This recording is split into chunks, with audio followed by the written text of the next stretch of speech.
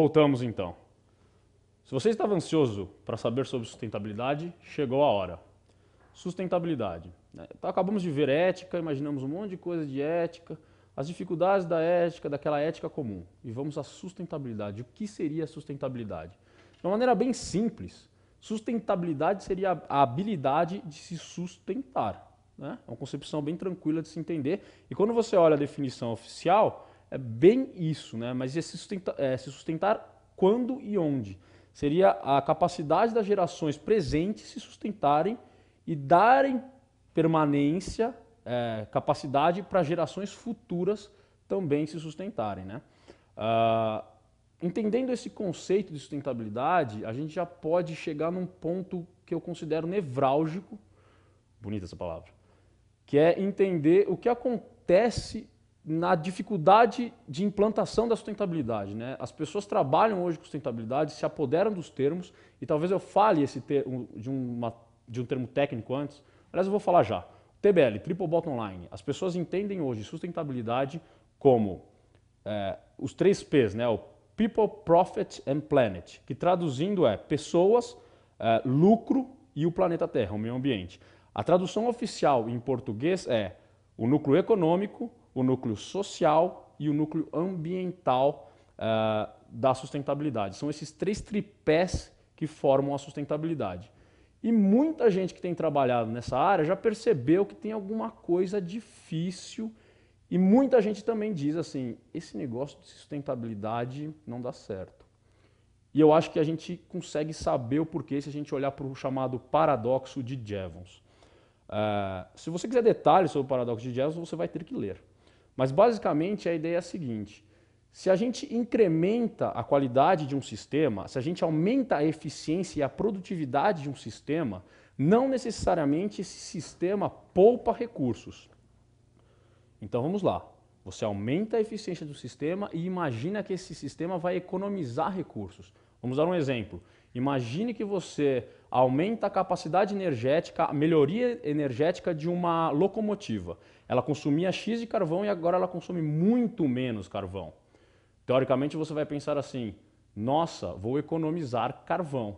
O que acontece no paradoxo de Jevons é que a gente percebe o sistema como um todo. E o fato da não utilização daquela matéria-prima diminuir a necessidade de mercado e fazer cair o preço do carvão, aumenta o consumo para outras frentes, como por exemplo usar o carvão para cozinhar ou para aquecer a casa.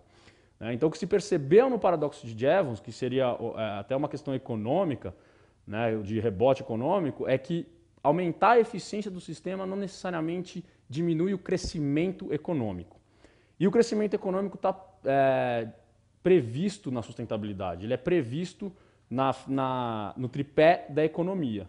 Agora, como a gente vai transformar o nosso ambiente, a nossa maneira de existir, num jeito de ser sustentável, se a nossa economia não para de crescer? E se uma economia não para de crescer, ela precisa de recursos de forma ilimitada.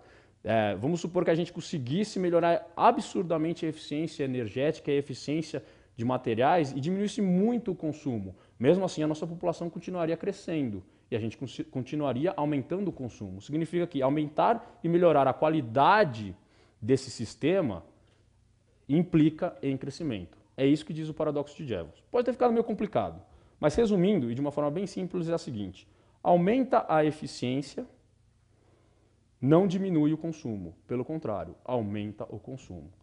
Através do paradoxo de Jevons e a sustentabilidade, a gente começa a entender por que sustentabilidade é tão difícil no meio corporativo e como um todo, porque muitas pessoas ainda não entenderam o que de fato é a sustentabilidade. Então vamos à sustentabilidade corporativa.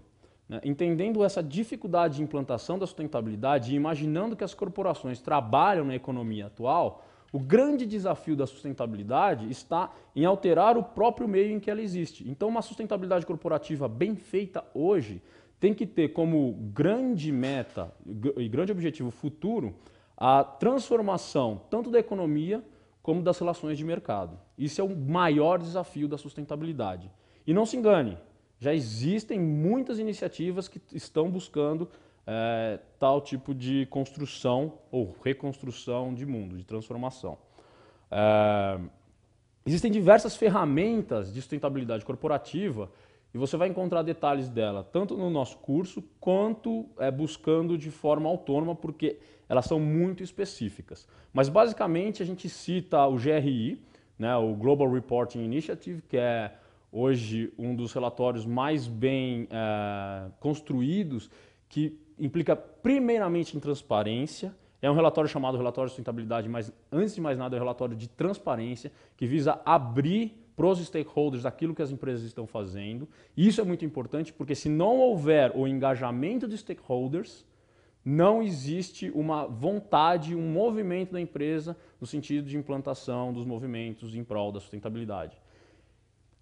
Existe também o ISO 26000, que hoje é um ISO que não certifica, né? Ele simplesmente dá diretrizes para se buscar uma sustentabilidade corporativa. O Pacto Global, que nasceu dentro da ONU e também dá diretrizes para a gente buscar essa sustentabilidade corporativa.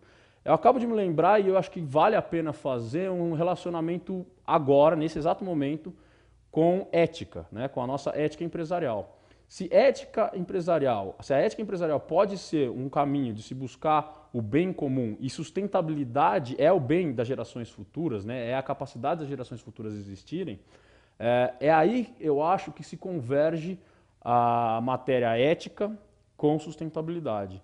É nesse momento em que a gente tem a necessidade de buscar algo novo, de construir uma economia nova, um mercado com novas relações, que a gente precisa de engajamento de todos os participantes, de todos os stakeholders, para montar, ou através de diretrizes, mas principalmente através da participação, a construção desse mundo novo. E aí eu acho que cabem, de forma bastante ilustrativa, alguns exemplos acerca desse novo mundo que está sendo construído. Aguarde.